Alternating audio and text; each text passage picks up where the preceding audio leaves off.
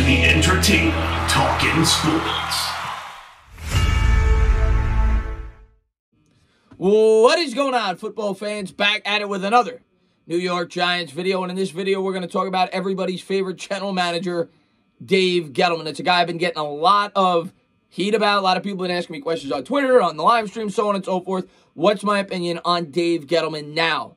And like any other fan, I'm entitled to change my opinion week to week. 3 or 4 weeks ago, I thought for sure Dave Gettleman would be back. Now, I'm not 100% sure. I'm definitely not even close to 100% sure. And we'll have to wait and see how it all plays out. But I'll give my reasoning throughout this video why he may not be or why he may be. And at the end, I'll tell you exactly what I think will happen with a week to go. And we'll get our answers sooner than later. I would suppose if the New York Giants were to miss the playoffs, we'd get our answer probably early next week. And then we'll see the direction of this New York Giants team going forward. Dave Gettleman, of course, took the job in 2018. And I think most of us acknowledge that he inherited a very bad situation with a lot of veterans that he had to completely scrap and start from scratch. And when you have a rebuild, that's what happens. It comes with losses. I think most of us expected that. And it was the first time that the New York Giants attempted a rebuild, really, since they were competitive. They always tried to keep up with the times and give Eli Manning the best opportunity to win, which is completely understandable. You're paying a franchise quarterback, a guy that's won you 2 Super Bowls. You're going to try your best to go out there and give him the best team you possibly can, and you're not going to rebuild.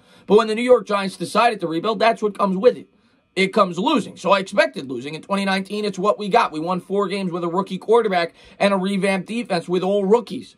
And bad coaching. I mean, at the end of the day, I think we all agree that Pat Shermer was a bad coach, which Dave Gettleman is at least partially responsible for hiring, which I will contend that maybe he didn't have his pick of the litter due to the situation. Obviously, Eli Manning still being the quarterback, not a lot of cap space, so on and so forth, but he hired him. And the defensive coordinator, James Betcher, and the team was not good last year at all, and I think most of us probably expected that. And this year, with a new head coach, with the new schemes, still having a very young roster, and a very hard schedule, I don't think many of us expected more than 6, 7 wins, if you were being realistic. Most people had us winning 2 or 3. So in terms of wins and losses this year, I can't say I'm disappointed. It's kind of what I expected.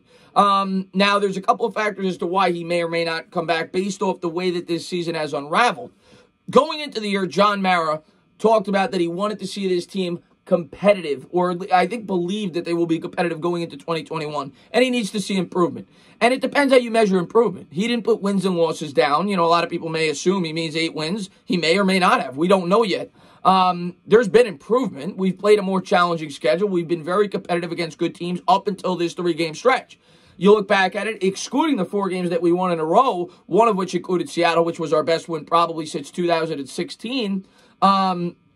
You look at the other teams we played, we could have beaten the Rams, one of the better teams in football. We're going to the playoffs. We could have easily beaten the Tampa Bay Bucks. We should have beaten the Cowboys the first time around. We should have beaten the Eagles the first time around. So the Giants were competitive against teams that they haven't been competitive against in the past, which still isn't good enough. I'm not trying to tell you that it is. I want the New York Giants to win 16 games every year.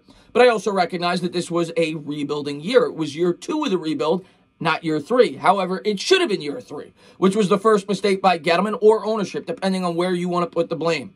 And we can argue until the cows come home. And we'll never probably fully have the answer as to who was more responsible for that, because I don't think ownership would raise their hand and say, yeah, we wanted Dave Gettleman to make sure that Eli Manning had the best team possible. And it's probably a major reason, in my opinion, why Gettleman got the job, because he was willing to accept Eli Manning. So even if it was on ownership, which I think it was more on ownership than Gettleman, that's my opinion, Gettleman was still willing to accept those circumstances. So I understand the argument there. Now, people that want to have him fired, I understand it.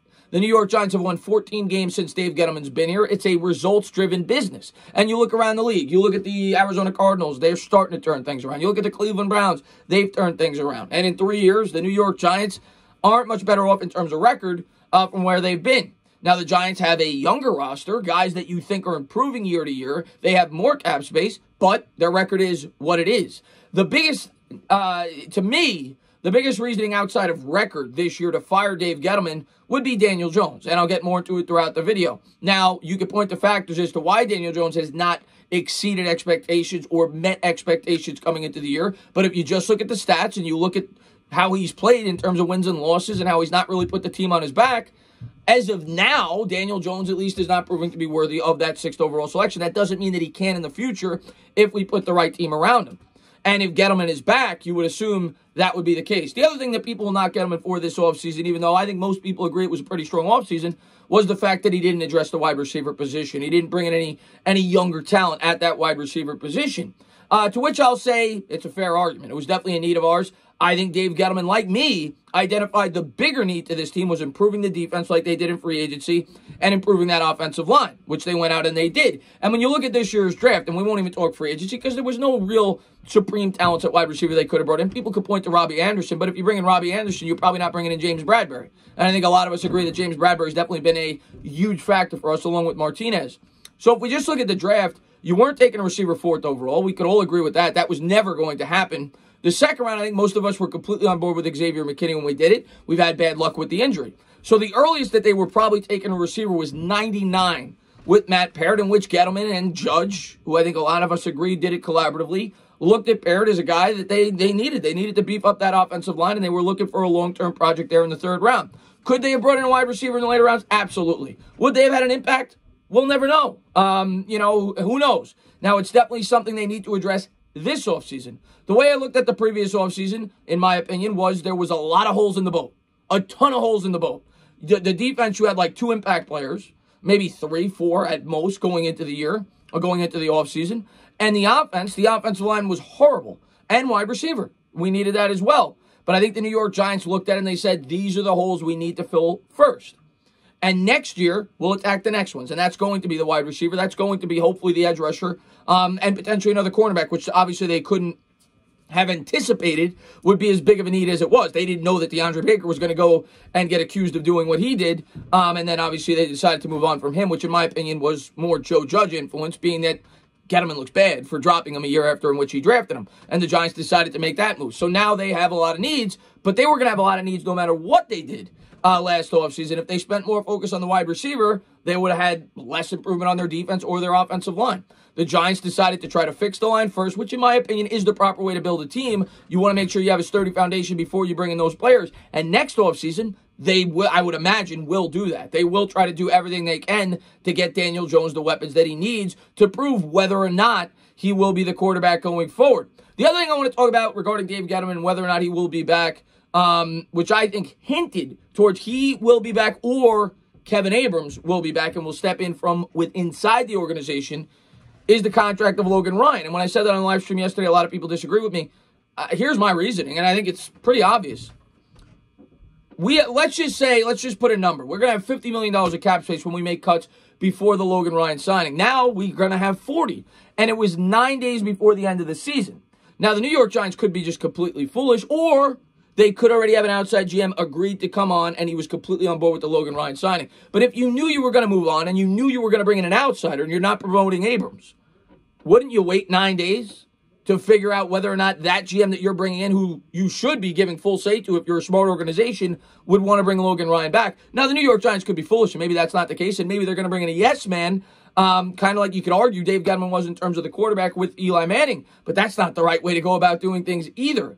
So if you had to ask me, based on the overall season and some of the growth that we saw, and the fact that they went out there and signed Logan Ryan 9 days before the end of the season, Gettleman may not be back. But if he's not, I think they're going to stay in-house. And I could be completely wrong. And we're going to find out in a week. And if I am wrong, I'll get on board with whatever GM that they bring in, and I'll hope that he does a good job. Because at the end of the day, that's all I care about as a New York Giant fan. I want this team to do well.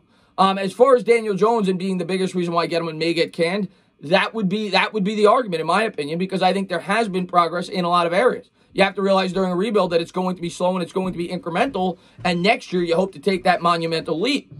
Where you needed to see progression this year was Jones. Jones last year may have been a bigger reason why Gettleman got to stay on because of how good he played in his rookie season in certain areas. This year he has not improved. And in the end, if they do fire Gettleman, that may be the reason. If you ask me right now, based off everything that's going on and based off the fact that you have a coach in Joe Judge entering his second season coming off a 5-win year, unless they're bringing in somebody with very strong ties to Joe Judge, I think Gettleman stays on, or they hire in-house with a guy like Abrams if Gettleman decided to step down or take a lesser role. That's where I'm leaning right now. That's where my head's at. That's what I think the New York Giants will do in a week's time. And we're going to find out at the end of the year. Maybe that will not be the case, and maybe heads will roll And if they do, well, then anything is up for grabs. The New York Giants could very well draft a quarterback. They could very well do a number of things.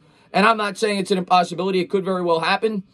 I think in the end, they give it another year and they try to see this rebuild through. They try to see if Daniel Jones can grow with the players that they provide him. And they try to see if Saquon Barkley could be healthy and get to see this offense together with the improved O-line, with the improved weapons on the outside, and to see if they could get the most out of it.